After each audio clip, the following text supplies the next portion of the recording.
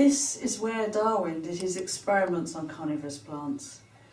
He brought Droso rotundifolia, which we have a few growing here, and then he also got sent specimens from around the world. And one of the people to send him specimens was this woman, Mary Treat. Both Darwin and Mary Treat wrote letters to each other over 5 years. They were both doing investigations at home. They were both using specimens that they found in the wild and specimens growing on their windowsills in their greenhouses. I got enthusiastic about science because of my interest in insects and plants. And these plants in particular bring those two interests together, because if we were to look here where the sunlight is shining, you can see something glistening. And these are a South African carnivorous plant called Drosterocapensis. And the droplets are in fact the most stickiest glue in nature. Scientists today have a huge amount of equipment they can use. We know far more about the genetic makeup of things like Drosera. So Darwin was working in the dark almost. He was looking at these plants with a very different set of knowledge behind what he was seeing. But he was a critical observer, and one of the tools that he used was this kind of microscope. And lucky for him, microscopes had developed during his history. They had developed better lenses, and he could use them to see the world differently. Drosera is a very, very small carnivorous plant, and having a microscopic lens or magnifying lens brings its deathly structures to life. Indeed, one Victorian writer described carnivorous plants as having murderous propensities. This is a Sarracenia, leukophylla. Darwin would not have been familiar with this plant. They're not native to Britain, unlike the Drosera rotundifolia. But some of his correspondents in America, such as Mary Treat, would have been familiar with these plants. They attract the flies with sweet nectar here and the pattening. Basically, the plant has two zones to its trap. The first is very slippery, and the second has downward pointing hairs, and inside that second zone is a lake of death, basically, and it contains enzymes, digestive enzymes, and acidic liquid to help utilise the soft tissues of the fly's body. But recently we've discovered, through the work of modern scientists such as Aaron Ellison, that this zone in Sarracenia is a whole ecosystem, and there are very complex feeding relationships going on here. And we know that because we have greater access to technology that help us to see better. So going from Darwin's microscope to the complex technology we have today, we can see a world within worlds. And we know that that world, that tiny world in this plant, is a good model of a larger system such as lakes. Today we're going to focus on the Sarracenia, and the next stage is a dissection. It's better to use the scissors for the main dissection down here. So I'm now cutting through the first zone, the very slippery zone, and these traps have gone through a summer of flies. So as I open this up, it looks pretty disgusting. Okay, so I'm now going to take some of these parts of bodies. So I'm going to scoop up some of these. Oh, they're quite large actually. And these plants have been growing outside in London, although they are from North America. Isn't that tricky? It's now very dry. So what we're going to do is we're going to actually rehydrate the bodies. Should we do that? Yeah. Up to, put some halfway up? Yeah, that'd be great. And then we'll take some more. Sometimes when I've done this, we've found a whole compound dye, when we put them under the microscope, and jointed legs. And if you have the time and the patience, you can actually start to key out some of the insects that have been trapped by the plant. Basically, the plant uses the protein in the bodies to replace nitrogen that's not in the environment where they naturally live. And that's why these plants have adapted in this way. They've modified their leaves to make traps for insects, because where they naturally occur, the nitrogen is washed away, and they need nitrogen as part of their growth cycle. Okay, what we're going to do now is we have a pipette and a test tube full of rehydrated bodies taken from the trap.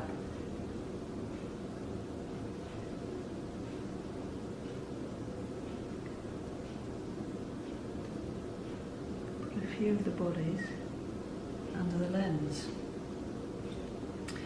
The other thing you can do is, if you have some Petri dishes, is you can put the liquid with the bodies in a Petri dish.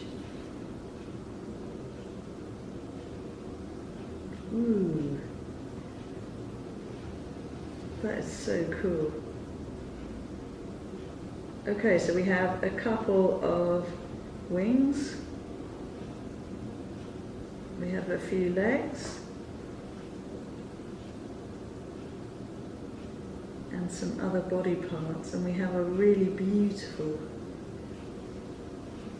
iridescent, quite large body part as well.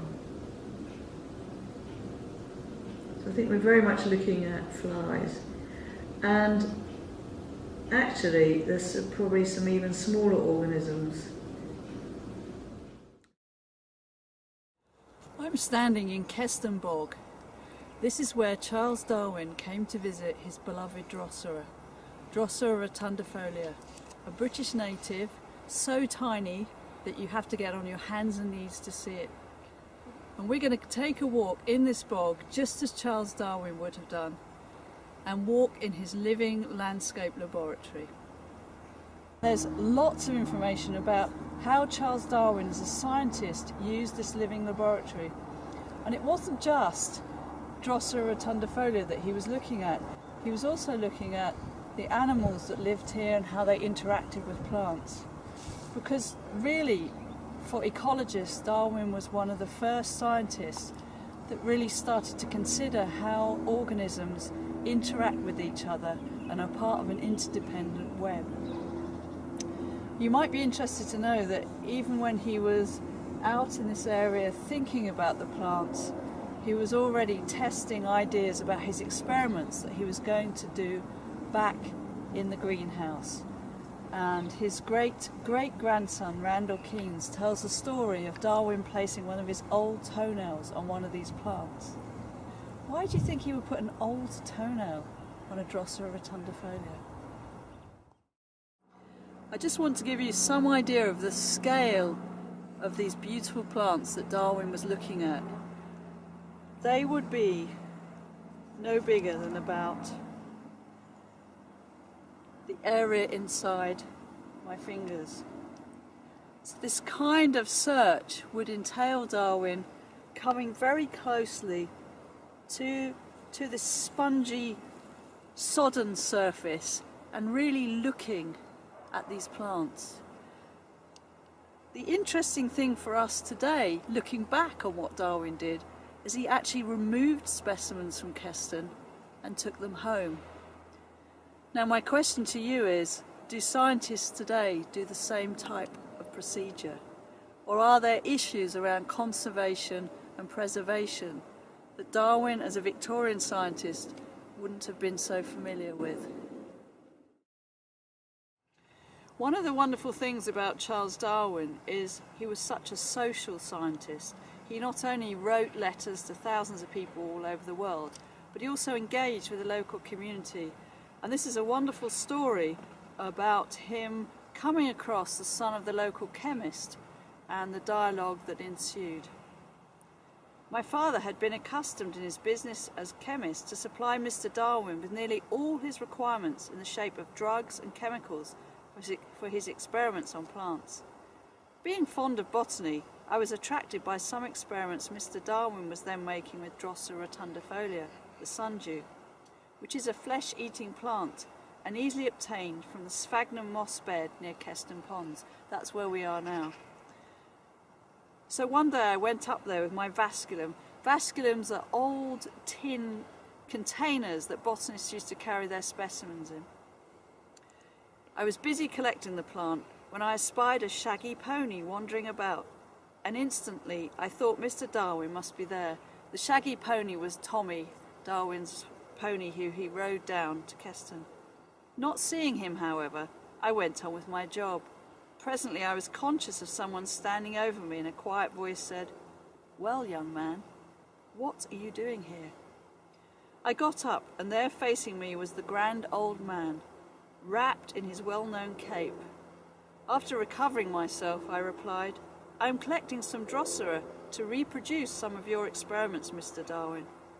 Mr. Darwin then asked me what I was doing with the Drosera, and I told him I was not feeding it on flies, but on sulphur and poisonous alkaloids. I told him I found it absorbed sulphur. "How interesting," he remarked, "for that corroborates my experience. But I envy you your access to that mysterious cupboard you have full of interesting poisons." I told him that of course we would send him any he might wish for. I know, he said, "but I should like to try everything." And after a few words of encouragement and some inquiries about my examinations, he shook hands with me, caught his pony, and rode away. The reason that Drosera did so well here is its acid, heathland, and a mire. And if I'm to put my hands here, it's soft and spongy. It's a bit frozen today because it's the middle of winter, but there's a high level of moisture retention and lots of mosses and rushes and sedge. And this is the kind of environment that Drosera thrives in: moisture-laden, acid-rich soil. But again, we can't see any today. It's not the same as when Darwin came here. He would ride here on Tommy, get off his horse, and he would come and look for specimens and actually take them away.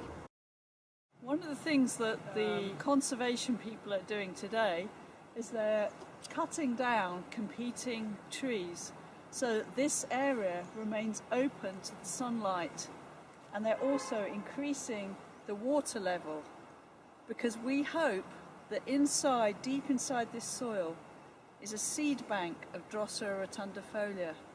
The last time that plant was seen in this area was in the 1980s, because the water level dropped and the competing vegetation came in. One day we hope that Darwin's beloved Droso will return to this beautiful, magnificent mire and heathland.